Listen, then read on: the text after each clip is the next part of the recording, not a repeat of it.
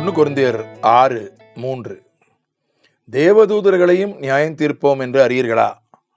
அப்படி இருக்க இந்த ஜீவனுக்கு ஏற்றவைகளை நீங்கள் தீர்த்து கொள்ளக்கூடாது இருக்கிறது எப்படி? இந்த உலகத்தை நியாயம் தீர்க்கிறதுக்கு பரிசுத்தவான்களை,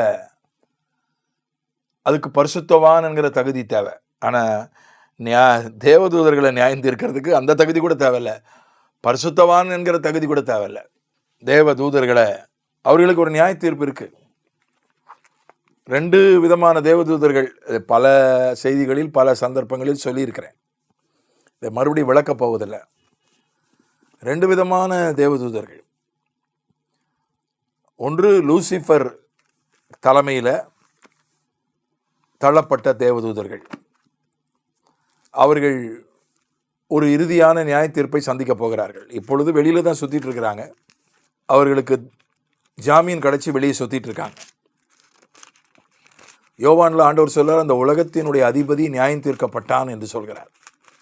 ஆனால் இன்னும் நிரந்தரமான முழுமையான தண்டனை அவனுக்கு இன்னும் கொடுக்கப்படலை. 11 யோவான் 16 இந்த உலகத்தின் அதிபதி நியாயம் தீர்க்கப்பட்டதினாலே நியாய தீர்ப்பை குறித்தும் கண்டித்து உணர்த்துவார். இது பிசாசுக்கு முதல் நியாய தீர்ப்பு. பரலோகத்திலிருந்து அவன் தள்ளப்பட்டான். இது முதல் நியாய தீர்ப்பு. அதுக்கப்புறம் சிலுவையிலே அவனுக்கு ஒரு நியாய தீர்ப்பு ஏற்பட்டது. கிறிஸ்து சிலுவையிலே அவனுடைய ஆயுதங்களை எல்லாம் பறித்து கொண்டு அவனை நிர்வாணப்படுத்தி அவமானப்படுத்தி அவனுடைய தலையை நசுக்கி, பல வழக்குகள் இருக்குல்ல அவன் மேலே. ஒருத்தர் மேலே பல வழக்கு இருக்கும்போது ஒவ்வொரு வழக்காக தானே தீர்ப்பு எழுத முடியும். சிலுவையில் ஒரு தண்டனை கொடுத்தாரு. இப்போ அவன் கையில் எந்த ஆயுதமும் இல்லை. மரணத்தின் அதிகாரத்தை பறித்து கொண்டார், பாதாளத்தின் அதிகாரத்தை பறித்து கொண்டார், தலையை நசுக்கிட்டார். அதனால் அவன் தலையில் விக்கி வச்சுக்கிட்டு கொஞ்சம் பொய் பல்லெல்லாம் வச்சுக்கிட்டு சமாளிச்சுட்டு இருக்கிறான். மறுபடியும் 3வது நியாய தீர்ப்பு ஒரு தேவதூதன் வந்து வெளிப்படுத்தின விசேஷம் 20ஆம் அதிகாரத்தில் ஆரம்ப வசனங்களில் பார்க்குறோம். ஒரு தேவதூதன் வந்து பிசாசையும் அவனுடைய தூதர்களையும் கைது செய்து 1000 வருஷம் பாதாளத்தில் அடைச்சிருவான். 1000 வருஷம் தண்டனை. அது 3வது வழக்கில் அவனுக்கு ஒரு தண்டனை. ஆனால் இறுதி தண்டனைன்னு ஒன்று இருக்குது, இறுதி தீர்ப்பு. அந்த இறுதி தீர்ப்பை நாம தான் கொடுக்க போகிறோம். அது வெளிப்படுத்தின விசேஷம் 20ஆம் அதிகாரத்தில் இருக்கிறது, 10ஆம் வசனம். மேலும் அவர்களை மோசம் போக்கின பிசாசானவன் மிருகமும் கள்ளத்தீர்க்கதரிசியும் இருக்கிற இடமாகிய அக்னியும் கந்தகமுமான கடலிலே தள்ளப்பட்டான். அவர்கள் இரவும் பகலும் சதா காலங்களிலும் வாதிக்கப்படுவார்கள். இப்போ இந்த தீர்ப்பு, இது வந்து தீர்ப்பினுடைய நிறைவேற்றம். இது நடக்கப் போகிறத பற்றி சொல்லப்பட்டிருக்கு, தீர்க்க தரிசனம். இந்த தீர்ப்பை கொடுக்க போகிறது யாரு? நாம தான். பரிசுத்தவான்கள் என்கிற அளவுக்கு கூட இன்னும் வளராத சாதாரண தேவ பிள்ளைகள், சாதாரண விசுவாசிகள். அவர்கள் முன்னால் தான் லூசிஃபரையும் அவனுடைய தூதர்களையும் கொண்டு வந்து ஆண்டவர் நியாயம் தீர்க்க போகிறதில்ல. அந்த கோடிக்கணக்கான பிசாசின் தூதர்கள் இருக்காங்க. எல்லாரையும் நம்மை தான் நீதிபதிகளாக நியமித்து அவங்களெல்லாம் விசாரித்து அவர்களுக்கு தண்டனை கொடுக்கும்படி கர்த்தர் நமக்கு தான் அந்த பொறுப்பை கொடுக்க போகிறார். இன்னொரு விதமான தேவதூதர்கள் பாவம் செய்தவர்கள். அது யூதா நிருபம் 6ஆம் வசனத்தில் இருக்கிறார்கள். தங்களுடைய ஆதி மேன்மையை காத்து கொள்ளாமல் தங்களுக்குரிய வாசஸ்தலத்தை விட்டுவிட்ட தூதர்களையும் மகா நாளின் நியாய தீர்ப்புக்கென்று நித்திய சங்கிலிகளினாலே கட்டி அந்தகாரத்தில் அடைத்து வைத்திருக்கிறார். மகா நாளின் நியாய தீர்ப்பு. அவர்கள் அடைத்து வைக்கப்பட்டிருக்கிறார்கள். இது யாரு? ஆதி மேன்மையை காத்து கொள்ளாத தூதர்கள். இப்போ லூசிஃபரும் அவனுடைய கூட்டமும் அடைத்து வைக்கப்படலை, திறந்து விட்டார் ஆண்டவர். அவங்கள ஜாமீனில் பெயிலில் வெளியே விட்டுட்டார், சுற்றிட்டு இருக்கிறாங்க. ஆனால் இவங்களுக்கு பெயில் கூட கிடைக்கல, ஜாமீன் கூட கிடைக்கல. அவங்க அடைத்து வைக்கப்பட்டிருக்கிறார்கள். இதை குறித்து பல கருத்து வேறுபாடுகள் உண்டு. இதை குறித்தும் நான் சில சமயங்களில் என்னுடைய கருத்தை சொல்லியிருக்கிறேன். நோவாக்கு முந்தின காலத்தில் தற்காலிகமாக மனித உருவம் எடுத்து வர வாய்ப்பு பெற்ற தூதர்களில் சிலர், அவர்கள் தற்காலிகமாக மனிதர்களாக உருவம் எடுத்து வரும்போது ஒரு ஆணுக்குரிய எல்லா சுபாவங்களும் அவர்களுக்கு இருக்கும், எல்லா உணர்வுகளும் அவர்களுக்கு இருக்கும். அவர்கள் பெண்களோடு குடும்பம் நடத்தி அதனால் பராக்கிரமசாலிகள், பலசாலிகள், ராட்சசர்கள் பிறந்தார்கள். ஆதியாகமம் 6 சொல்லப்பட்டிருக்கிறது. அதை குறித்து இன்னும் 2 மாற்று கருத்துக்கள் உண்டு, அதுக்குள்ளே போகிறதில்ல.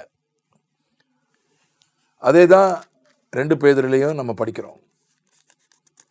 அங்கேயும் 4ஆம் வசனம் 2 பேதுரு 2, பாவம் செய்த தூதர்களை தேவன் தப்ப விடாமல் அந்தகார சங்கிலிகளினாலே கட்டி நரகத்திலே தள்ளி நியாய தீர்ப்புக்கு வைக்கப்பட்டவர்களாக ஒப்பு கொடுத்து. இப்போ இங்கேயே சொல்லப்பட்டிருக்கு, அவங்க நரகத்தில் இருக்காங்க, அவங்கள கட்டி வச்சிருக்கிறார் அந்தகார சங்கிலியால்.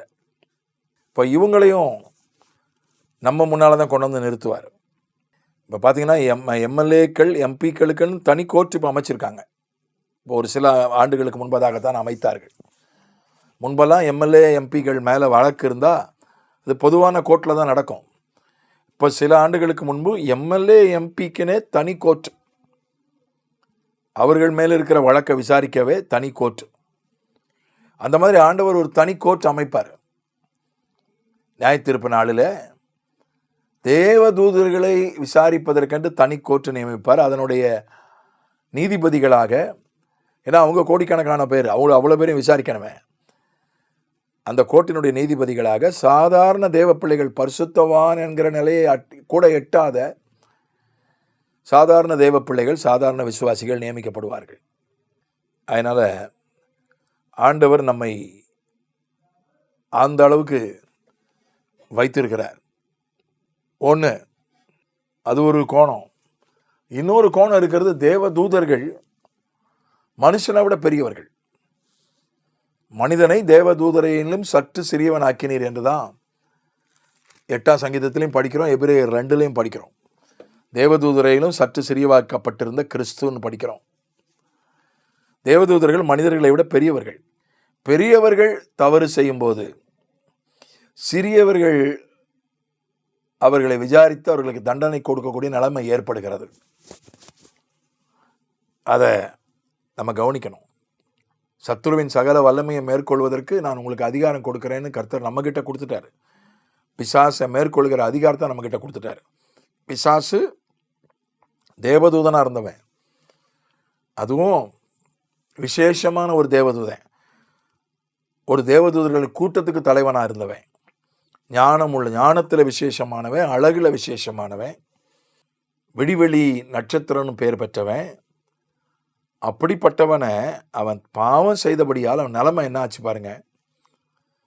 அவனை நம்முடைய காலின் கீழே நசுக்கி போடுகிறார். அவனை விசாரித்து அவனுக்கு தண்டனை கொடுக்கக்கூடிய பொறுப்பை மனிதன் கையில் கொடுக்கிறார்.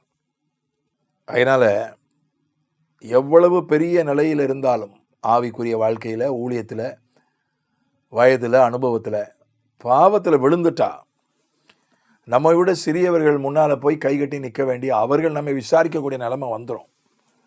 பாவம் அவ்வளவு பொல்லாதது. பாவம் தேவதூதர்களையும் விட்டு வைக்கலை, தேவதூதர்களையும் வீழ்த்தி விட்டது, தேவதூதர்களையும் சிறுமைப்படுத்தி விட்டது.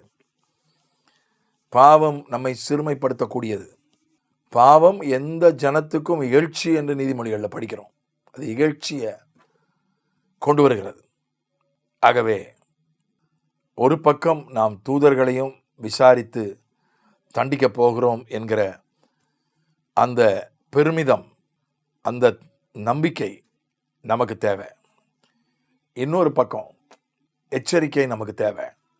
எவ்வளவு பெரிய நிலையில் இருந்தாலும் பாவம் நம்மை சிறுமைப்படுத்தி விடும் என்கிற எச்சரிக்கை நமக்கு தேவை. ஆமென்.